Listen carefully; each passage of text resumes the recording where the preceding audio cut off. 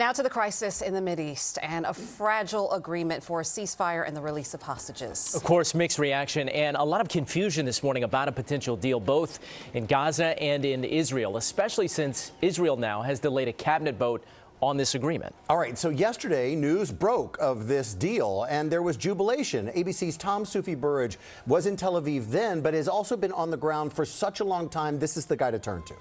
I think there's a mix of emotions at this demonstration. We're right outside the headquarters of the IDF, Diane. I've been here on multiple occasions in recent months, demonstration after demonstration after demonstration. I mean, have a little look in. You can see it's a bit of a candle-lit vigil. Tom in the middle of it all, and here he is for us live right now from Tel Aviv. Tom, can you just tell us what is the deal? There's so much back and forth. What's fact, what's fiction? It's a highly complicated deal, and what's really important, I think, for people at home to realise is that these complicated negotiations are only about the first phase of the deal, an initial 6-week ceasefire in return for 33 hostages, most of them alive, but sadly it includes the bodies of some hostages killed in captivity in Gaza. So look, the principles of a deal are in place. It's been announced by President Biden, by President-elect Donald Trump, by the Prime Minister of Qatar. But yes, I think as you guys alluded to just now, there are confusing signals still coming out suggesting that Hamas and the Israeli government are still haggling over certain elements of this deal. And it's really complicated, not only in terms of exactly which hostages might come out, and there isn't clarity about exactly which hostages are still alive, but also about the Palestinian prisoners, hundreds of them, some of which have been convicted of terrorism offences by Israeli courts in the past, and also the really, really contentious issue of what would happen to Israeli troops once the ceasefire kicks in. They will withdraw from most areas of Gaza, but it appears from what the Israeli government is saying, they maintain that Israeli troops have to remain on Gaza's southern border with Egypt, and the Israeli government is doing that, they say, to prevent arms being smuggled back into Gaza in the future. And there is a political side to all of this. Of course, when you talk about negotiations, you mentioned Qatar mediating this potential deal. Tom, what is the situation as far as what's happening on the ground? What are people in Israel saying about what seems to be infighting within the Israeli government now? You're right. I mean, look, there's a lot of complexity in terms of the domestic political situation. There are hardliners within Benjamin Netanyahu's government who are opposed to the deal. There is a section of Israeli society also that is opposed to the deal. But there are many people out there, and we spoke to them on the streets last night, who just want the war to end, and they want the hostages to be placed above all else right now. I mean, look, we've been speaking to relatives of the hostages last night, this morning.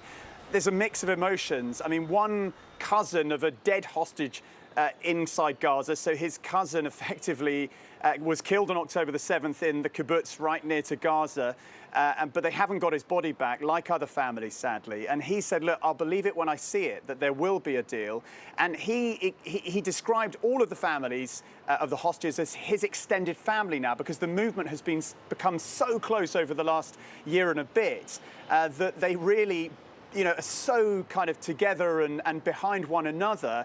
And yes, they're pleased that in principle there's a deal, but they're still skeptical that, Israeli domestic politics and also the haggling between Hamas and the Israeli government, which still seems to be continuing, could derail this. And that's even before we get to the ceasefire. I mean, I've covered ceasefires elsewhere in the world, in Ukraine.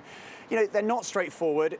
They don't immediately come into effect. And actually on the ground in Gaza, guys, right now, we are seeing the Israeli military still prosecute their military campaign against Hamas. And, we're seeing from Gaza officials, they're saying nearly 80 people have been killed in Gaza, including dozens of women and children, even since last night when this ceasefire deal was announced. Last night. Tom, this is so important to have you there now so that people can understand what's going on as things seem so flexing right now. So you're there. You've been there for a very long time. I don't have insight like you have. Is this little bump in the road, is this going to continue to be a bump in the road, or do we get past this and get to a conclusion? My gut instinct right now is that after, the current US president, the incoming US president, other world leaders have announced this, and the two sides have agreed to it in principle, I can't see this collapsing. But we're getting confusing signals. There were a lot of confusing signals coming out of, from anonymous officials, throughout the course of yesterday evening. So I think we should take all of those comments with a pinch of salt. That doesn't, disregard the fact that this is a very complex negotiation, and it's not impossible that something could still derail this. But it feels like the momentum now is at a position that, hopefully this really is going to happen. I mean, look, we're just talking about, under this deal, the first 3 hostages potentially being released as soon as Sunday. And then you'll see Palestinian prisoners also exchanged. And in theory, humanitarian aid flooding into Gaza, hopefully, to kind of try and, alleviate the human suffering amongst the Palestinian civilian population there. So, look, there's a massive amount at stake. The omens are incredibly positive, but there are some confusing signals that, mean that we can't, and most Israelis can't fully celebrate right now. And to just thank all the family members and friends of those hostages waiting for word and, more importantly, action after almost a year and a half of the unknown. It is just truly anxious feelings over there. Tom Soufi Burridge reporting from Tel Aviv. We always appreciate your reporting, and of course we'll be following it very closely as we reach an even tenser moment, hopefully, towards an end to this. Yes, Tom, thank you. Coming up.